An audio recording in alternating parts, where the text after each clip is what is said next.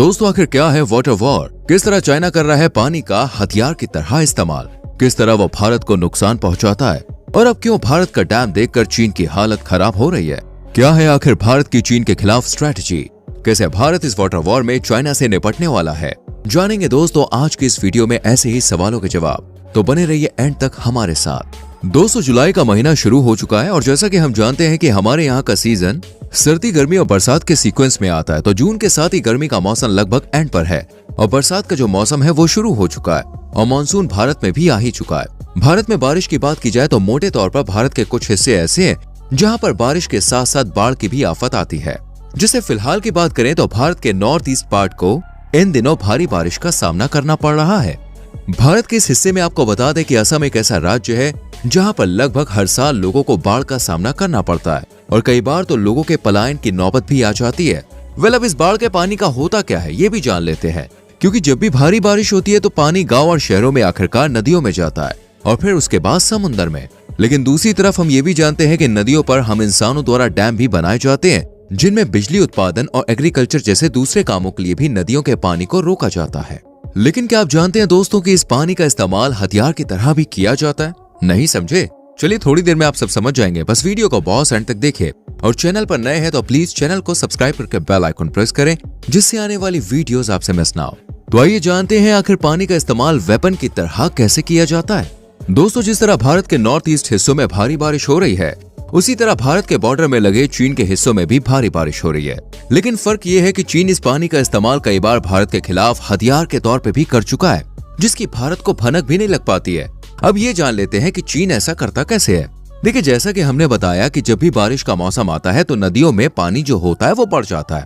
ऐसे में नदियों पर बने डैम की मदद से इस पानी को रोक लिया जाता है। अब चीन के बारे में ये जान लीजिए कि चीन के हिस्से से कई नदियां भारत की तरफ बहती है जिनमें ब्रह्मपुत्र, कोसी, इंडस और सतलुज नदियां शामिल हैं। दरअसल ये सभी नदियां चीन के कब्जे वाले तिब्बत से निकलती है। इन्हीं नदियों पर दोस्तों चीन के डैम बने हुए हैं जिनमें चीन पानी को रोक लेता है। ऐसे में आप जानते ही हैं कि जब भी किसी नदी पर बने बांध से पानी ज्यादा मात्रा में एक साथ छोड़ा जाता है तो क्या होता है।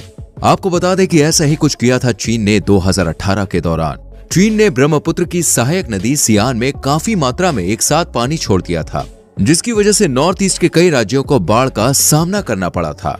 इससे पहले भी 2017 में जब चीन का भारत के साथ डोकलाम को लेकर विवाद चल रहा था तब चीन ने हाइड्रोलॉजिकल डेटा शेयर करने से इनकार कर दिया था। आपको बता दें कि यह हाइड्रोलॉजिकल डेटा ब्रह्मपुत्र नदी पर बने डैम से जुड़ा हुआ है जिसमें ये जानकारी शामिल थी कि उस डैम में कितना पानी चीन द्वारा रोका गया है, उस पानी को चीन कब खोलेगा, कितना पानी छोड़ा जाएगा, कब तक वो पानी भारत में पहुंचेगा। इस तरह की बहुत सारी जानकारी उस डेटा में शामिल थी, क्योंकि जाहिर सी बात है कि इस जानकारी के बिना भारत में बाढ़ के लिए संवेदनशील इलाकों से लोगों को हमेशा तो सुरक्षित जगहों पर शिफ्ट नहीं किया जा सकता है ना। अब ऐसी जानकारी अगर पहले से होगी तो ऐसे इलाकों में भारत को पहले से इंतजाम करने में काफी मदद मिलेगी जिससे धन जन की कम हानि होगी। लेकिन चीन ने दोस्तों ऐसा नहीं किया, बल्कि चीन इन नदियों को भारत के खिलाफ हथियार के तौर पर इस्तेमाल करता आया है। यही नहीं, ब्रह्मपुत्र पर तो चीन ने कई सारे डैम्स बनाए हुए हैं। अगर पिछले एक दशक की बात करें तो पिछले एक दशक में चीन इस नदी पर 3 डैम्स बना चुका है। फ्रेंड्स आपको ये बात बिल्कुल नॉर्मल लग रही होगी, लेकिन आपको बता दें कि इन डैम्स को करीब 24 किलोमीटर के फासले पर एक के बाद एक बनाया गया है। इससे होता यह है कि चीन इन डैम्स के जरिए ब्रह्मपुत्र नदी का ज्यादा से ज्यादा पानी रोक सकता है। अब ऐसे में सोचिए अगर 3 डैम्स का पानी एक साथ खोल दिया जाता है तो क्या होगा। क्योंकि ब्रह्मपुत्र से निकलने वाली सहायक नदी चीन से होकर जब भारत में दाखिल होती है तो सबसे पहले अरुणाचल प्रदेश में दाखिल होती है। ऐसे में जितने भी किनारे के गांव और शहर हैं उन सभी को बाढ़ का सामना करना पड़ेगा। अब ये बात तो हुई ब्रह्मपुत्र की, लेकिन ब्रह्मपुत्र के अलावा भी चीन से होकर 3 और नदियां भारत में दाखिल होती हैं और उन नदियों पर भी चीन ने डैम्स के निर्माण कर रखे हैं। अब सोचिए कि चीन किस तरह से भारत के खिलाफ नदियों का इस्तेमाल हथियार के तौर पर कर सकता है और कितने बड़े स्तर पर कर सकता है। इस बात का अंदाजा लगाना भी शायद मुश्किल है। दोस्तों भारत ऐसे में क्या कर रहा है, आपको बता दें कि भारत भी एक इसी तरह का डैम बनाने वाला है। हालांकि इस डैम को लेकर शुरुआत तो 2003 के दौरान ही कर दी गई थी, लेकिन आप जानते ही हैं कि भारत में सरकारी काम कितनी तेजी से होते हैं, है ना। तो बस थोड़ा सा वही लेट हो गया। अच्छी बात यह है कि अब इस साल ही दिसंबर में इस डैम का पहला यूनिट लगने वाला है। ये प्रोजेक्ट अरुणाचल प्रदेश में शुरू होने वाला है और इसे भारत और चाइना बॉर्डर के नजदीक ही बनाया जाएगा। इस हाइड्रो पावर प्रोजेक्ट की मदद से दोस्तों चीन की जितनी भी वाटर डाइवर्जन को लेकर चालबाजियां जो इस्तेमाल की जाती है ना, वो सारी की सारी धरी रह जाएंगी। इस प्रोजेक्ट को दोस्तों NHPC लिमिटेड द्वारा पूरा किया जाएगा। इस प्रोजेक्ट की लागत करीब $2.6 बिलियन होगी, इंडियन करेंसी में करीब 62.9 बिलियन।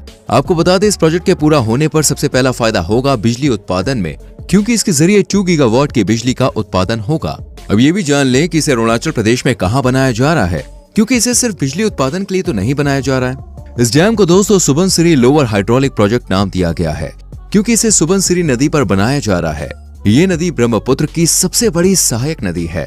इसकी लंबाई करीब 442 किलोमीटर है। तिब्बत से निकलने वाली ब्रह्मपुत्र से निकलने के बाद यह भारत के अरुणाचल प्रदेश में दाखिल होती है और फिर असम के मजौली में ब्रह्मपुत्र से मिल जाती है। इसी वजह से दोस्तों असम में अक्सर बाढ़ आ जाती है, क्योंकि इसका बहुत बड़ा हिस्सा असम और अरुणाचल प्रदेश में है। अब दोस्तों बात करें प्रोजेक्ट की, तो इस प्रोजेक्ट में 8 यूनिट्स शामिल है। नदी पर प्रोजेक्ट की पहली यूनिट की शुरुआत दिसंबर तक हो जाएगी और उसके बाद बाकी यूनिट्स 2024 के आखिर तक चालू हो जाएगी।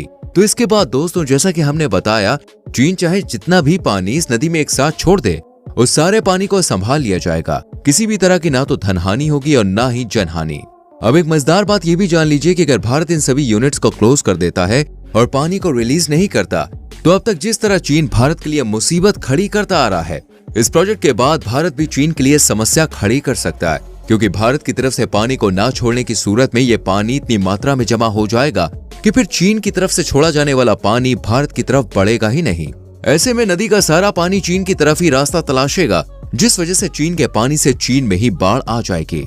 अब जैसे कि हमने शुरुआत में बताया था, इस प्रोजेक्ट की नींव 2003 में ही रख दी गई थी, लेकिन इस प्रोजेक्ट को स्टार्ट होने में काफी टाइम लग गया। इसकी वजह ये थी कि जब इस प्रोजेक्ट की उस टाइम पे घोषणा की गई थी, तो वहां पे इसके खिलाफ काफी प्रदर्शन किए गए थे। यही नहीं, इस प्रोजेक्ट की वजह से पर्यावरण को होने वाले नुकसान को लेकर भी कई सारे केसेस दर्ज करा दिए गए थे, जिसके बाद नेशनल ग्रीन ट्रिब्यूनल ने 8 साल तक इस पर बैन लगा दिया। लेकिन दोस्तों फिर 2019 में इसे शुरू करने की इजाजत दी गई। इस सब के अलावा आपको ये भी बता दें कि तिब्बत से ब्रह्मपुत्र नदी जब निकलती है तो इसका सिर्फ 5% फ्रेश वाटर चीन के हिस्से में आ पाता है, जबकि बाकी का भारत के हिस्से में आता है। इसलिए दोस्तों चीन ब्रह्मपुत्र पर 60,000 मेगावाट का एक और बांध बना रहा है। ऐसे में अगर चीन का ये प्रोजेक्ट पूरा हो जाता है तो भारत के एक बड़े हिस्से को ताजे पानी की सप्लाई नहीं मिल पाएगी, जिस वजह से दोस्तों भारत के नॉर्थ ईस्ट हिस्से में शामिल कई राज्यों में न सिर्फ पानी की समस्या पैदा हो सकती है, बल्कि वहां पर सूखा भी पड़ सकता है। इस तरह से सिर्फ एक डैम की वजह से न सिर्फ इंडस्ट्रीज के लिए बल्कि खेती बाड़ी से लेकर घरेलू जरूरतों के लिए पानी की शॉर्टेज हो सकती है। इसका मतलब आप समझ सकते हैं कि सिर्फ डैम की मदद से ही इकोनॉमी को कितना नुकसान पहुंचाया जा सकता है, जबकि इस तरह का नुकसान पहुंचाने के लिए किसी भी तरह की वॉर नहीं होगी।